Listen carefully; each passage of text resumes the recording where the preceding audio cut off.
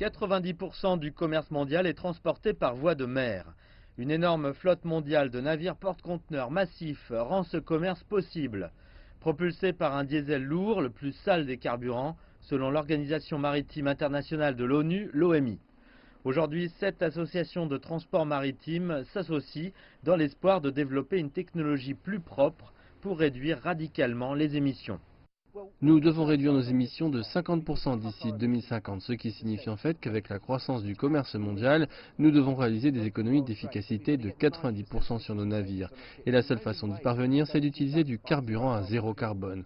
Donc pour le moment, ce n'est pas disponible à grande échelle, la technologie en est encore à ses balbutiements. Nous devons donc vraiment démarrer pour suralimenter cette recherche afin de pouvoir atteindre ces objectifs ambitieux.